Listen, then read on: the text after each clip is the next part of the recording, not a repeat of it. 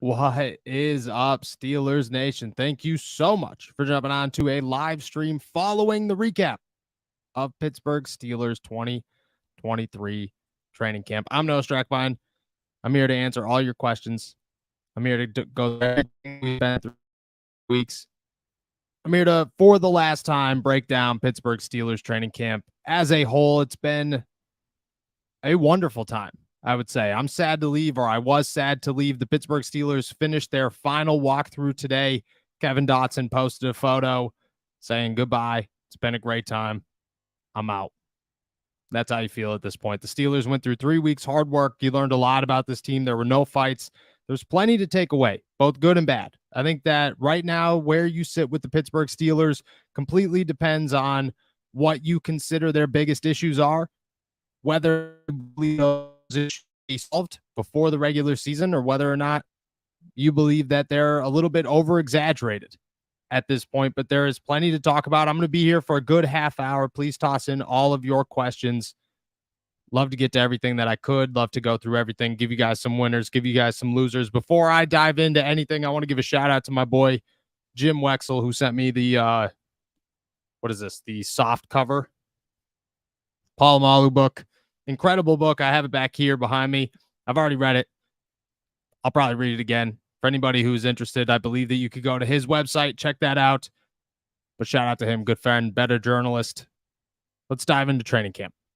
The Pittsburgh Steelers left St. Vincent College, and if you watched the podcast this morning with me and Steven, you got to feel kind of optimistic about where this team is. There was no major disappointments. There was Joey Porter Jr., who I believe is still a question mark, or a work in progress, I would say. There's Patrick Peterson, who I believe is an actual question mark, but Kenny Pickett looks really good.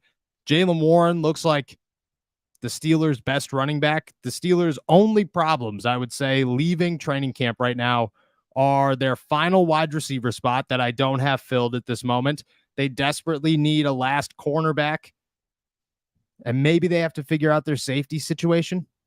But besides that, as long as Nate Herbig isn't out long-term, as long as Larry Ogunjobi isn't out long-term, which he was out of the walking boot during the last day of training camp, so you have to feel good about that, there isn't a major hole on the Pittsburgh Steelers. Let's start from the top here. Kenny Pickett and Matt Canada.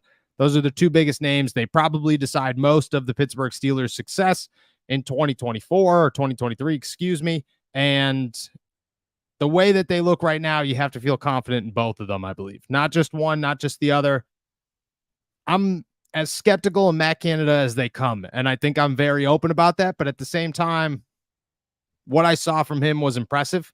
What I saw from the offense was much better, and I genuinely think that what he did was convince me during this training camp that the Pittsburgh Steelers finally have an offense that's built around their strengths. Because I think in years prior, it was, okay, this is Ben Roethlisberger's offense, but also I have to establish myself as an offensive coordinator, so we're going to butt heads, and they did. Then it was, okay, well, I'm going to run my offense, which isn't really the greatest offense, and I'm not going to build it around a specific quarterback or a specific team or a function or anything. I'm going to run a Matt Canada-styled offense. And I think he learned last season that you can't do that. You have to build an offense around your players. This offseason, they went into the spring. Kenny Pickett was heavily involved. Najee Harris was probably also involved. And what they did was formulate a game plan and formulate an offense that fits to Kenny Pickett, fits to Najee Harris, fits to the talent that they have in the wide receiver room and at the tight end position, and really is going to actually produce numbers if the players are talented enough. And that leads you to Kenny Pickett, who, by all counts, looks pretty ready. I'm not going to say he was perfect. I'm not going to say that there weren't moments where I sat around and Kenny Pickett was slightly disappointing, but at no moment did I think Kenny Pickett looked bad. At no moment did I sit around worried whether or not Kenny Pickett could be a starting quarterback in the NFL. Am I convinced that he's a superstar? No. Am I sure that he deserves the starting job in Pittsburgh? Yes. And I think that's huge because a year ago, even when Kenny was in there, it was more so Mitch and Mason don't deserve the starting job. You just give it to Kenny because that's your best option. This summer, it's you have a starting quarterback. His name's Kenny Pickett. He didn't, by any counts, lose the job or lose faith in anybody out there, even those that were watching and analyzing. I think that overall, Kenny Pickett right now is going to take a step forward. I don't know how significant that step is going to be, and I think how significant it is depends on how drastic the improvement of the Pittsburgh Steelers is this season. But if I'm looking at Kenny Pickett right now, I'm feeling that he's a winning quarterback, has the capabilities, has the confidence and the chemistry with the guys that he needed to build confidence and chemistry with. And there's enough talent that as long as everything works and they don't get hit with the injury bug and Kenny doesn't make mistakes, they should be in good positions most weeks. And I mean most weeks. Like, they're going to walk into week one and Brock Purdy's going to be terrible, or Trey Lance is going to be terrible, or Sam Darnold's going to be terrible. They might not have to face Nick Bosa.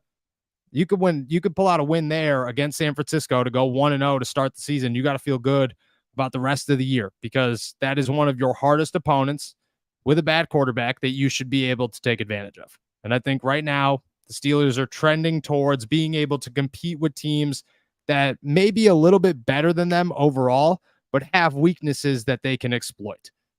If we're talking about Kenny Pickett, if we're talking about Matt Canada, I'm feeling good. Make sure to toss all your questions out here. Would love to get through everything. Like I said, I'm going to jump on for about a half hour, another 25 minutes, go through everything that I possibly can, answer as many questions as I possibly can. Again, if you missed it earlier, shout out to Jim Wexel, who sent me the Paul Malu book, soft cover. I believe that's what you call it, soft cover. Pretty excited to read it again for a second time. All right, let's keep it going. Let's talk defense. Nick Herbig and Marcus Golden both look really good, but I think if we're going to talk about a group that could totally change the Pittsburgh Steelers this season, it is the defensive line. And I mean the interior defensive line. Cam Hayward is Cam Hayward. Have no question marks about that guy. And even every time we talk about, oh, well, Father Time's going to catch up to him eventually. Yep. Well, you know, I'm not going to say that it has until it does. And for right now, I feel pretty confident in who Cam Hayward is. Larry Ogunjobi, like I said, was out of a walking boot to finish training camp, which is a positive sign. At this point in the summer, a lot of those guys wear walking boots or wear slings or things of that nature just to kind of be precautionary, to assure that they're not, you know, taking a setback from an injury that's probably only going to take a week or so to heal. I expect Larry Ogunjobi on the field by week one, at least at this point, just going off of what Mike Tomlin said and what I've seen at training camp. Then you have the middle of the defensive line, which, I mean, you could pick your poison. Do you want Braden Fajoko? Are you nervous that the rookie isn't ready to start? Okay, then put Braden Fajoko in there. Totally fine with that, because he's looked just as impressive.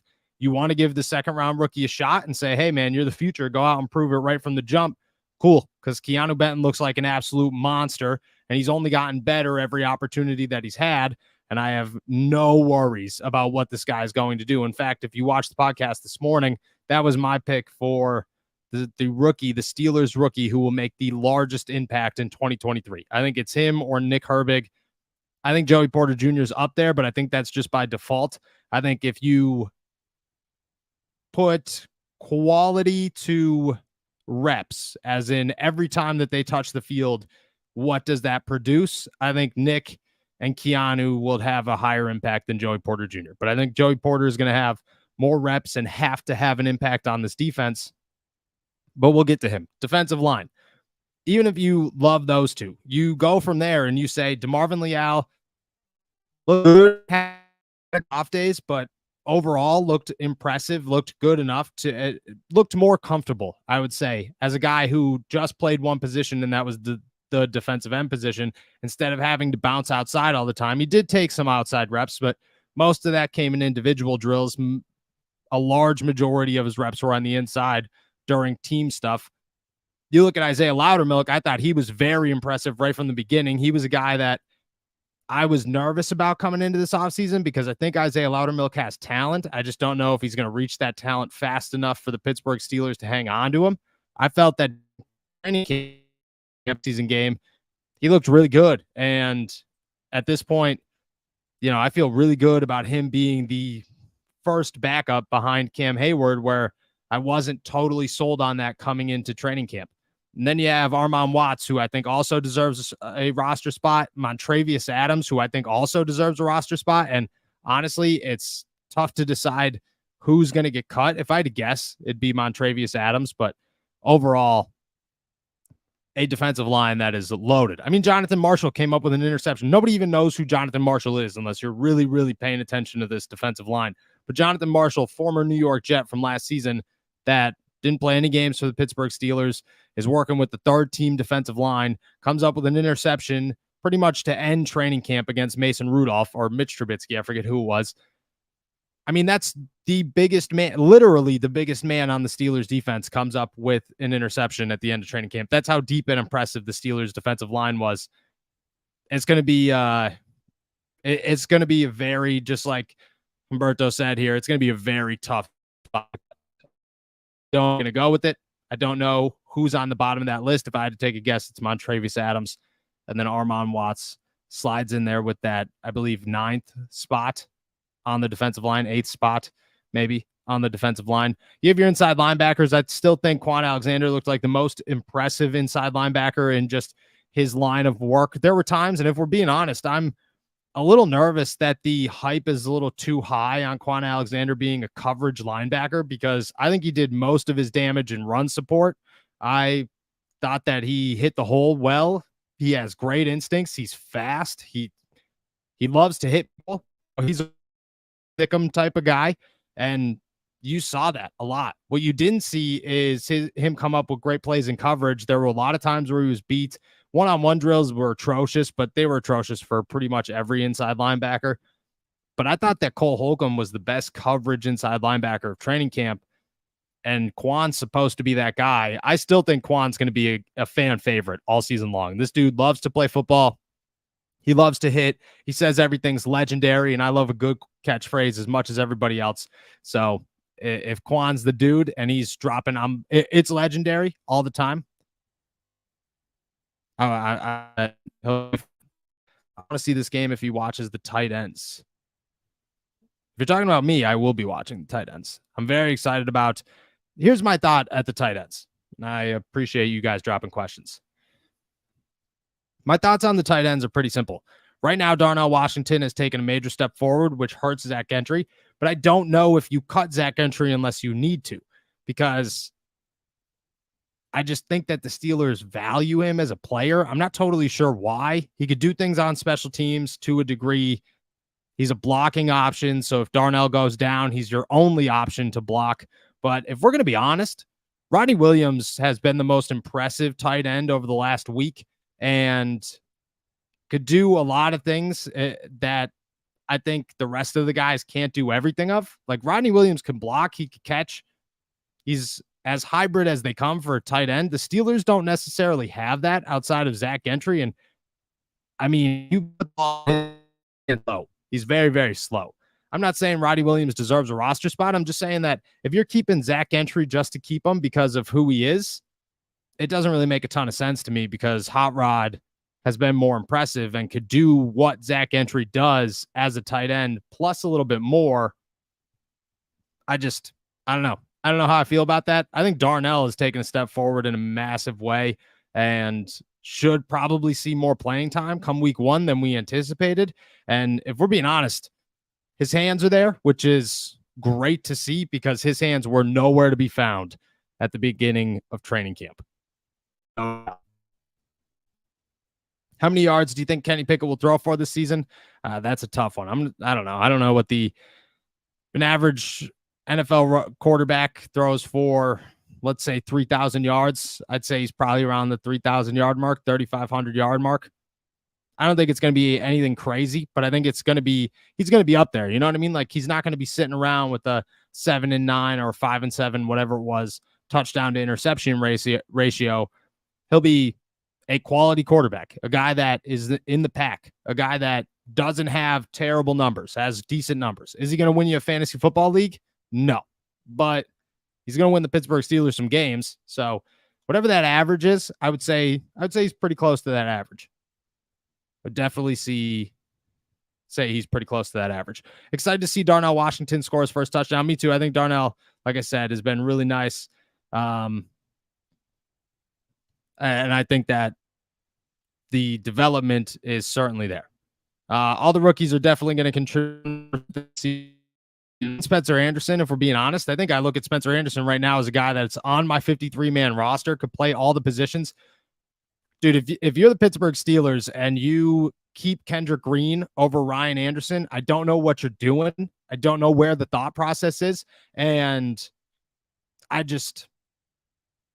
don't have an explanation for why you would possibly think to do that. Like, there was a time where the Kendrick Green fullback experiment was really fun. And then you realized that the Steelers just, Nate Herbig goes down, huge loss for them right now. Don't know when he's going to come back. You have to plan around that. You can't plan around that with Kendrick Green. I'm a little nervous they're going to, much like the Zach Gentry thing. I don't know. Spencer Anderson's looked so good not good, but just like reliable. Like, just reliable. He's held up, guys. There have been moments where you've just paid attention to him to see what he could do, and he's clearly looked better than Kendrick Green out there at practice. Doesn't make sense if Kendrick Green makes the roster over him. How many touchdowns does Kenny need to have for this to be a successful year statistically? I do very much so like this question. Sorry, just went for a ridiculous run because me and the fiance are looking at a couple houses. Figured I'd run over to the house. Didn't realize the house was 4 miles away. So a little dehydrated. All right. How many touchdowns does Kenny need to have for this to be a successful year statistically? I don't know. I'm going to say 15 to 20, somewhere in that realm, as long as the Pittsburgh Steelers are winning. I would say that that's a low end too. Like, if the Steelers, it kind of depends on what the game plan is once the season starts. And, I'm going to dive into my hypothetical Najee Harris running the football situation here, but I'm worried that Najee Harris not touching the football much during training camp and Mike Tomlin holding him back is going to hurt them during the regular season. I don't know if that's going to be the truth. I don't know what it's going to entail, but it makes me worried that they're going to have to turn to a pass-heavy football team. If they do, I think Kenny Pickett could carry them and win games. And I think at that point, you're looking at 25-plus touchdowns probably. But I think if he throws 20 and he throws less than 10 interceptions and the Steelers win, that's all you're looking for. I think that's a good stat line for Kenny Pickett, just to say he did what he needed to do to keep a team out in front. And I think that, George has 8 of those touchdowns. Deontay has 5, and the leftovers go everywhere else. I think that's a pretty successful season. I do. Steelers are looking good, but many teams are looking good. Tough competition. I still think the Steelers are going to have a great season. Yeah, I agree. I think this is the time of year where everybody looks good. Nobody looks bad right now. But at the same time, the Steelers last year looked bad. There were a lot of days where you were worried about the Pittsburgh Steelers.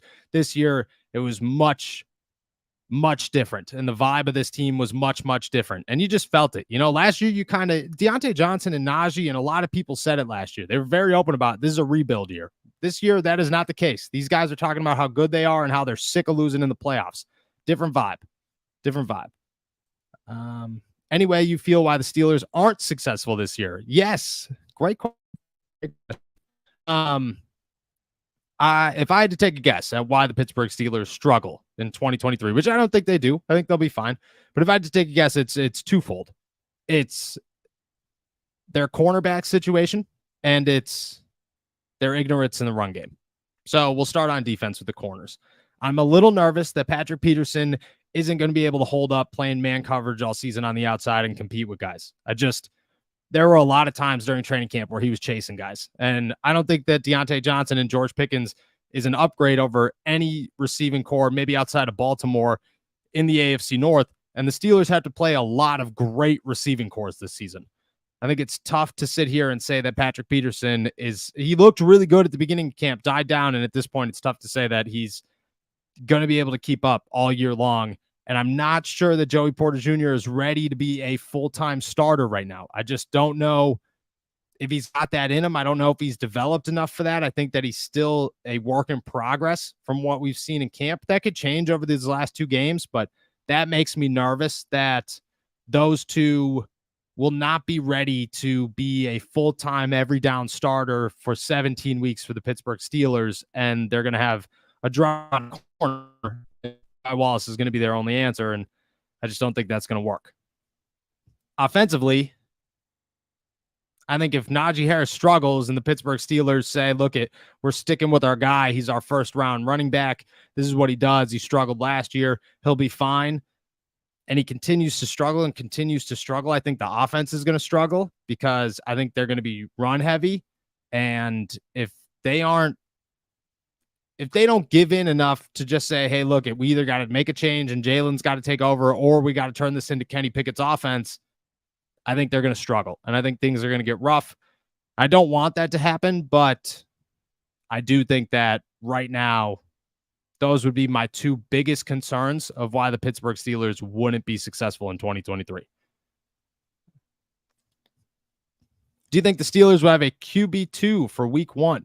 Oh, have a new quarterback 2 for week 1. I will say that after Mason looked rather impressive against Tampa Bay, he looked atrocious at training camp the last week. Like the hands down the worst quarterback on the football field in every way. Throwing interceptions, inaccurate passes, underthrowing guys, just ducks on ducks.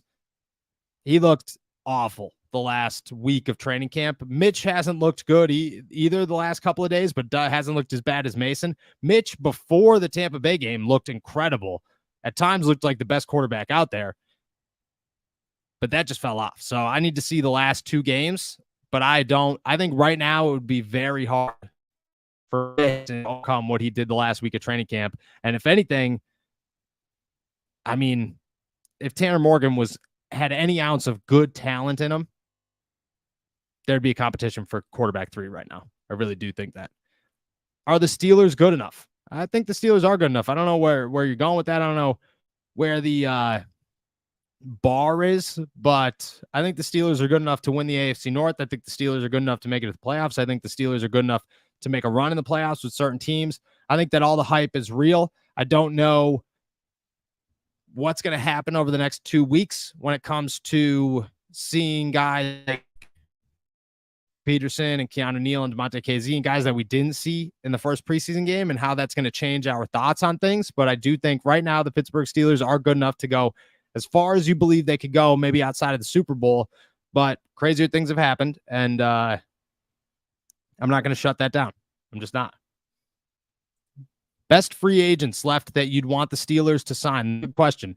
I'd have to really think about that. I'd have to really look at a list of free agents, which I guess we could do. Sorry that my screen is shaking. My camera is dead, so we're using the phone. Or we're using the camera. I'm losing my mind over here. Losing my mind. All right, it's loading here. Where'd they go? I'll give you a name right now as we sit here. Denzel Mims, there's about 4 hours left to sign him or something. I think, or like 20 hours left to sign him or something. I think if the Steelers believe that he is an option, it doesn't make a ton of sense, but if they say screw it and they know that his injury isn't long-term and he'll be back this season, go grab him. He's on waived/injured from the Detroit Lions. He looked good during training camp before an injury turned into another injury.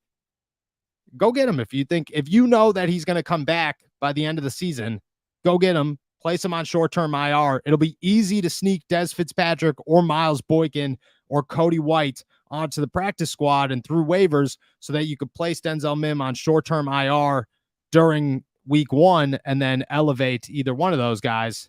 I think that's a name for you. But if we're being honest, if we're looking at real available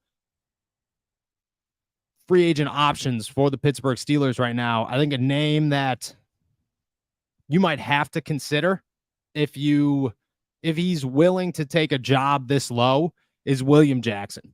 If you could get him back and say, hey, look, you're a man-to-man corner. How healthy are you? I don't know how healthy he is because his back has been bothering him for what seems like forever now. But if he's healthy enough, you bring him in, you make him your CB4. You feel way better about that than you do James Pierre or Luke Barku or Madre Harper or Chris Wilcox or anybody else. You bring him in. I think that's a great signing for the Steelers right now. if he's cheap and if he's willing to be that CB4 with no issues. It can't be I'm here to compete for. No, you're not competing for anything. You're just another option. And I think that honestly helps, because if Patrick Peterson and Joey Porter Jr. are slow, you could mix William Jackson onto the field. He's got a lot of starting experience. I mean, he does. He needs a new back. But if he's healthy, at this point in the summer, it's tough. You're working with kind of scraps. But come cuts, that'll change. I'm just saying right now, if they were going, that would be a name to watch. So in my perspective, do I think Broderick Jones will start sooner or later? I think it'll be later, but I do like the notion. I don't think it'll happen this season that Dan Moore Jr. will overtake Chooks as the starting right tackle. I think that Dan Moore has looked better than Chooks. I don't think Chooks has looked bad enough to lose his job. And with the $10 million cap hit, it's tough to say that there's just almost no chance that the Steelers would bench him unless they desperately need to bench him during the season. So moving after that, I believe the year, I think 2024, it's a $1 million dead hit. So at that point, if you think Dan Moore is better than Chooks on the right side, you get him out of there. You move Dan over. You make Broderick your starting left tackle. I don't know when Broderick overtakes the starting job. I think Dan Moore's got to lose that if they go into the season, and I think they will go into the season with Dan Moore as their starter. But I would say Dan's got to lose it in order for Broderick to take it this summer, or this fall, I should say.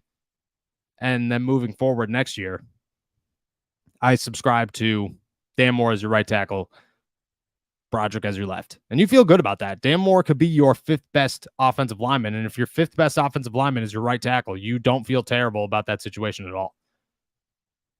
Can the Steelers get Duck Hodges back? Duck Hodges has formally announced his retirement from football, actually. He's just out there dating Lainey Wilson. So Duck's a great dude, but no, I don't think that they would get it. Why do the Steelers have 20 hours left to sign Denzel Mims? It's because he was waived/injured. So after 24 hours, he will be placed on injured reserve for the Detroit Lions. They could release him on an injury settlement at that point, but the easiest way to go about this, if you're the Pittsburgh Steelers, is to claim him off waivers, grab him by tomorrow morning, and then figure it out from there. Because you're taking on, I believe he's got like a $1 million cap hit this season. It's the end of his rookie deal, so you're going to have to re-sign him. But if you're already on the team, like if you look at this guy as a quality player, and there were reports out there that the Pittsburgh Steelers were interested in Denzel Mims, and this is a bit of a stretch, but it does, like, I'm just explaining it. If they are looking long-term, Allen Robinson's cap hit next season is like $17 million. Denzel Mims is way more likely to take a future/reserves deal with the team that he's currently on. So if he's in Pittsburgh and they do it next season, now they have a replacement for Allen Robinson without worrying about that cap hit, and a guy that they've had some faith in, and Calvin Austin moves to the starting slot position. You still have Gunner. I just think it works out a lot. Let the 7th round pick play backup center. I agree.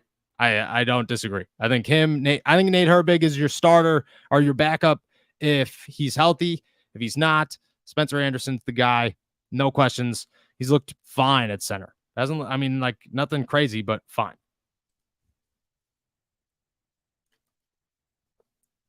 Practice squad prediction players for a keep call up if needed. I'm saying either Dez Fitzpatrick or Miles Boykin, whoever you do not put on your 53-man roster. On defense, either Miles Killebrew, if you could slide him through waivers. I don't know about that one. Your other one would be Trey Norwood, no doubt. And then Elijah Riley or Chandon Sullivan, easy on the inside, whoever you don't keep. And right now, if I had to guess, Elijah Riley is going to be the guy that slides through. I say if you could get him, bring him back, put him on your practice squad. I think he's a good player. I think he's better than Chandon Sullivan. Shout out Texas. Appreciate you. Shout out New Jersey. Appreciate you.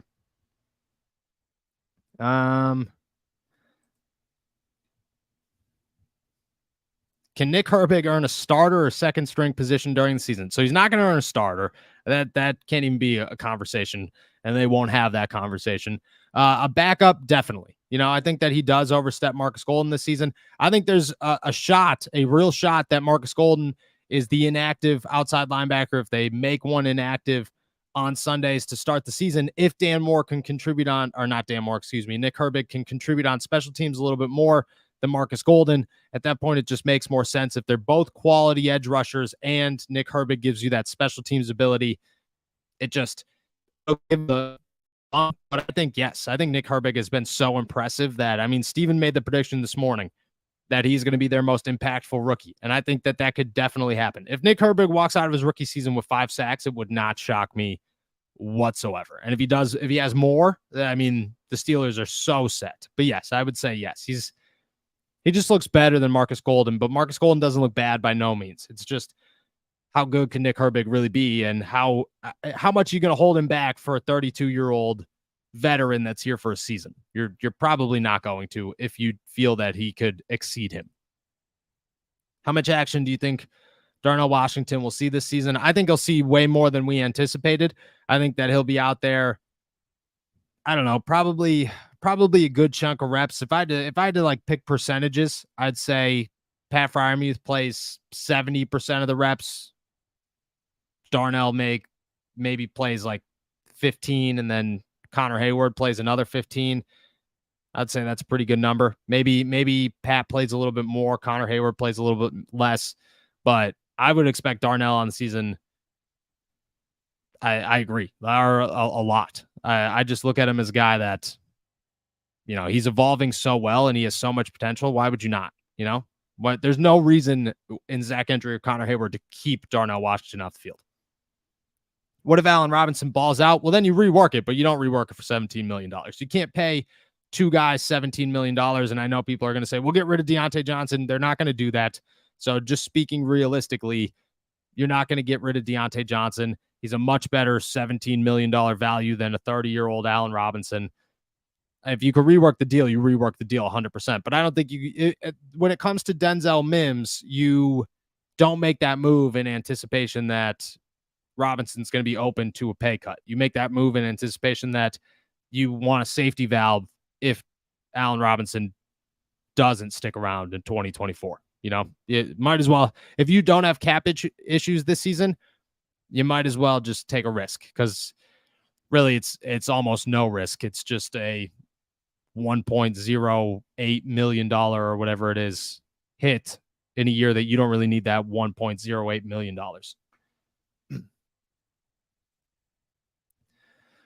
Why is it that when Chase Claypool called himself the best wide receiver, he called him a diva?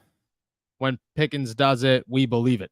Because George Pickens is 10 times the wide receiver that Chase Claypool ever showcased he could be in college and in the NFL in a short career. I mean, George Pickens, look at Chase Claypool constantly got the compliments of, this guy's got the speed and the size. George Pickens gets the compliments of Minka Fitzpatrick saying, I've never seen anybody be able to control their body like this. You know, George Pickens gets the compliments of guys saying that he makes catches that nobody else in the NFL can make. George Pickens gets comparisons to Justin Jefferson and guys like Patrick Peterson, who've played with both of them, along with plenty of future Hall of Famers, saying that he's raw and more talented than Justin Jefferson, or not a better wide receiver, but has more natural talent. I just think that, you know, Chase, I tried to avoid calling Chase a drama or a diva when all that happened. I think there are other reasons to be concerned about whether or not Chase Claypool's 100% invested in football. But when it comes to on-the-field talent, man, George Pickens smokes him. He's like, George Pickens could be one day the best wide receiver in football. It shouldn't surprise anybody, because he just has that much talent. Canada can't mess this up, can he? I think he can. I think anybody on this team can, and I'm not 100% convinced that nobody will. But if we're, like I said earlier, if I'm looking at Matt Canada right now, what makes me feel good is that this offense kind of feels like they finally sat down and built an offense to their strengths instead of just trying to jam a Matt Canada offense down our throats. Like the last 2 years, it was pretty much a punching match between Matt Canada and Ben Roethlisberger on who controls the offense. And then the year after that, it was, well, Ben's gone, I have to run my offense all the time. It has to be my offense constantly. Didn't work. This year it was, all right, let's sit down with Kenny Pickett. This is who we have. This is our offense. Let's build an offense and a game plan that is suited to these guys. I think that gives them a much better opportunity. I've heard other coaches say things like the offense is going to focus on us being able to develop a player this way. And I think that's huge because in years past, that was never a conversation that was had. So I think that how they went about it this offseason gives me optimism. But can Matt Canada F this up? Yes, he can. Yes, he can. Who's getting more TDs this season? George Pickens or Allen? I think George Pickens is going to lead the team in touchdowns. I think that he'll be their top red zone guy.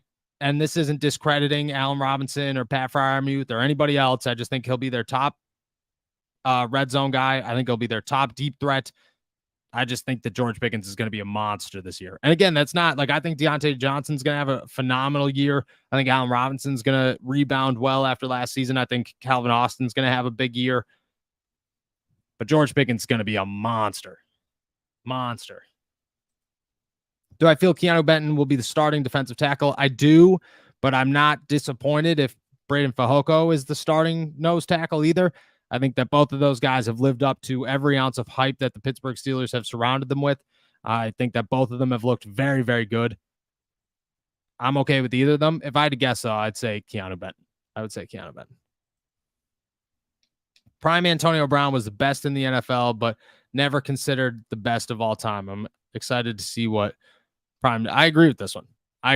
I think Antonio Brown was on his way and still should be considered in that conversation for the greatest wide receiver of all time. And I know I'm going to get a lot of people that don't agree with that one, but I think, I grew up watching Antonio Brown. Like he was, I started the generation before Antonio Brown. I got to see, Randy Moss and them and Calvin Johnson come. And then it was Johnson, not Calvin Austin, excuse me. And then Antonio Brown and then everybody after him. And I think AB is, if I'm going to make a list, he's on that list. I don't know where he is exactly, but I am also very excited because I think George Pickens has more raw, natural talent than what Antonio Brown had. Let's keep it going. Did it surprise me that Jamar Chase put Antonio Brown as a wide receiver Mount Rushmore? No, it did not, because just like I said, Jamar is younger than me. So those guys, they grew up just after the Randy Moss, just after, like in the midst of Calvin Johnson, in the midst of Larry Fitzgerald. But Antonio Brown was, for Jamar Chase, it was like most of middle school and high school that Antonio Brown was the best wide receiver in football. So it's easy for him to say, like, yeah, this is one of the guys. And, AB's got a terrible reputation, a reputation so bad that I think it's a real argument on whether or not he gets into the Hall of Fame and when he gets in the Hall of Fame, but I still think he's one of the greatest of all time.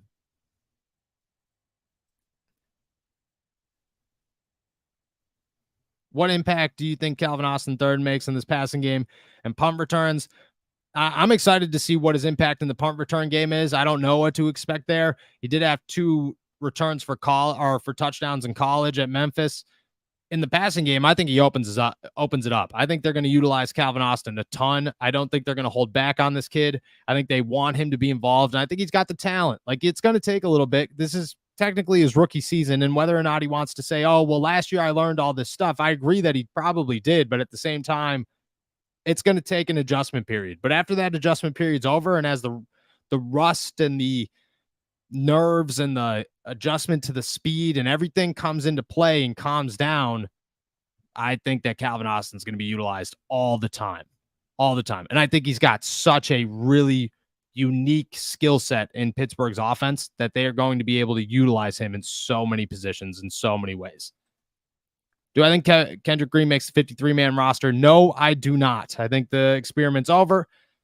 I don't think he serves any value on the offensive line at all, and you're not going to keep a fullback that you're going to utilize minimal for a roster spot. It's just, it'd be one thing. The Derek Watt argument was, well, Derek Watt was a quality fullback, but he was also a quality special teamer.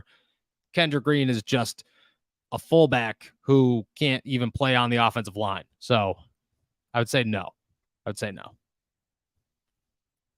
Seumalo is a man mover, nasty freak, nasty mean street guard, or is he another finesse offensive lineman? No. He's a run blocker.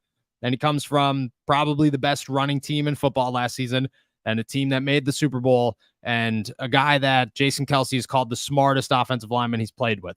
I think that he has changed this line and the tone of it completely since he's arrived here. I think everybody really respects this guy.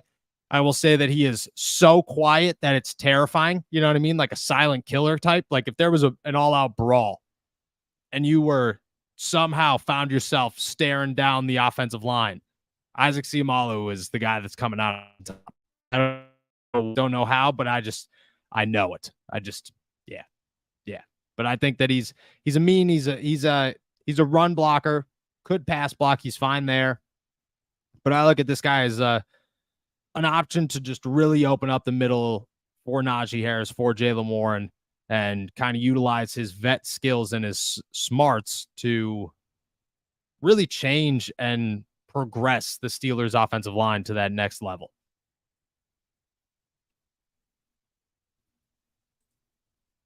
Where do I place Eric Green? I don't know if I know who you're talking about here. Hit me again. Do I think the Steelers could realistically make the Super Bowl? I do.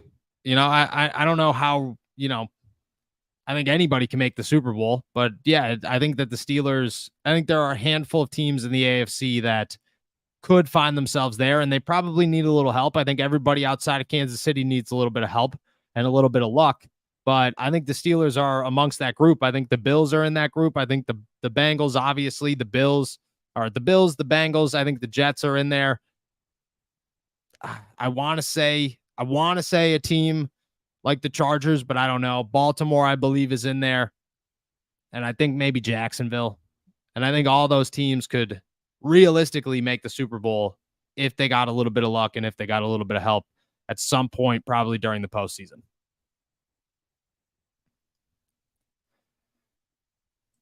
Anything to concern about this team? I just went over a little bit ago. I'll go over it again. The cornerbacks. That's my biggest concern right now, is I'm not totally sure where Patrick Peterson stands on playing man coverage for a 17-game season every single down. I think that's going to be tough for him.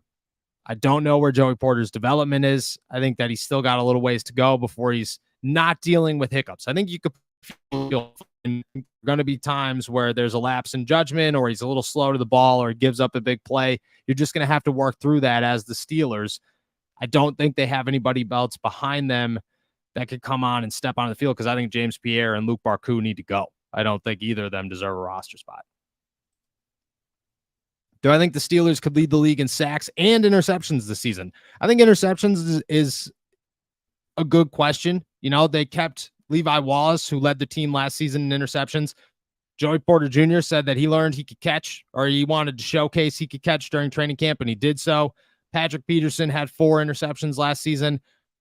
I mean, you got Minkah Fitzpatrick, you got Tamonte KC. I think that the interceptions thing is definitely a possibility. They led the league in interceptions last season. Sacks, I think, is another possibility for sure, especially if Nick Herbig and Marcus Golden are monsters on the outside with TJ Watt and Alex Highsmith. I think the defense as a whole is much deeper than it was a year ago. So if I had to guess, I mean, that's a huge, huge shot, and a statistic that if you're pulling both of those things off, you should have a real shot for the Super Bowl. But I would say they could. I wouldn't put money on it, but I would say that they could. Prior to the injury, how legit was Corey Trice? I thought Corey Trice looked, like a piece that you're going to keep around. I don't know where it was going to go. I don't know how much more development really needed because it was so early in training camp. But I will say that there was never a moment where Corey Trice was out there where I said, oh, this guy isn't going to make the 53-man roster. You kind of knew that he was definitely going to, because he had the talent. You saw the talent. You saw how just physically gifted this guy was. He could run, he could jump. He's obviously huge. I don't know how real or how legit he was. I will say that the upside is there and remains there. Like, he's a guy that next season the Steelers are going to give an opportunity to make this 53-man roster again and be their 4th corner again. And I think that that's exactly where he was this year. He was headed towards a developmental piece that they were definitely going to give a shot at. And then the injury happened. So I would say, tough answer. I apologize if I didn't answer that clear enough, but I would say, he's not below where he should be. If anything, he's above it for a 7th-round pick. Do I think Presley Harvin will improve over the last 2 seasons? That one's a huge question mark. I have no idea. It is so tough to say because he has really good days and he has really bad days, and he has really good punts and he has really, really bad punts. I think he's going to win this punting competition. I don't think he's looked worse than Braden Mann. I think he's looked much better. But his highs are high. His lows are low. And he's just too inconsistent to say whether or not that's going to stick. So I'm honestly, I think I'm going to say no. Like, will he improve over the last 2 seasons?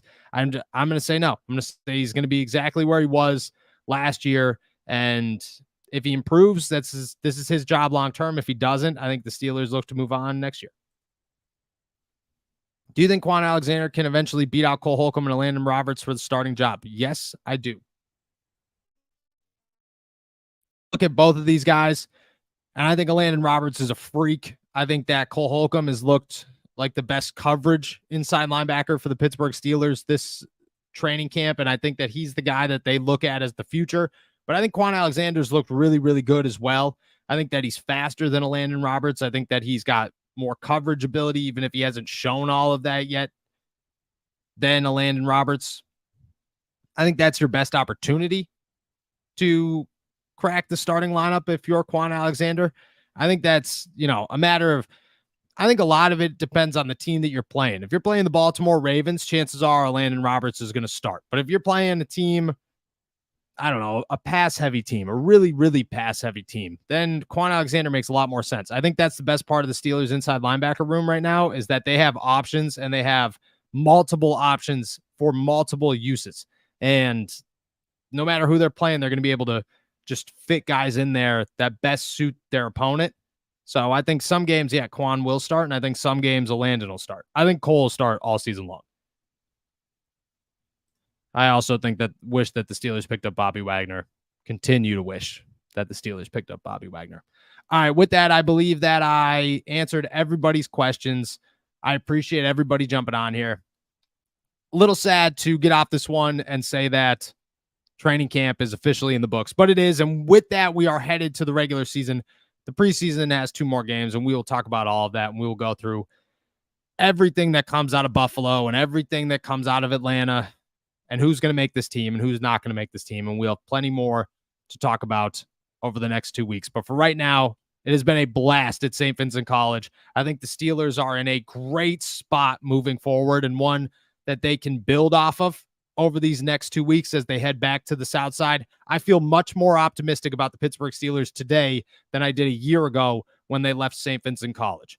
I think that's the biggest takeaway for me is right now, I look at this Pittsburgh Steelers team and I would be surprised if they didn't make the playoffs. Last year, I would have been surprised if they did make the playoffs. That is a huge switch, and a run is very real. Upside is very real. Feel good about the Pittsburgh Steelers. We'll take it from here and we'll see what happens against Buffalo. I will be back on Sunday morning to recap Buffalo, answer all of your questions there as my usual post-game live stream. So make sure that you guys jump onto that. Again, shout out to Jim Wexel for sending me this book, Palomalu. If you guys haven't read it yet, go check that out on his website. That's probably on his Twitter somewhere. Phenomenal book. I'm going to read it for the second time here. Enjoy a beautiful day in the Berg. Enjoy preseason game 2. I will be back on Sunday. Peace.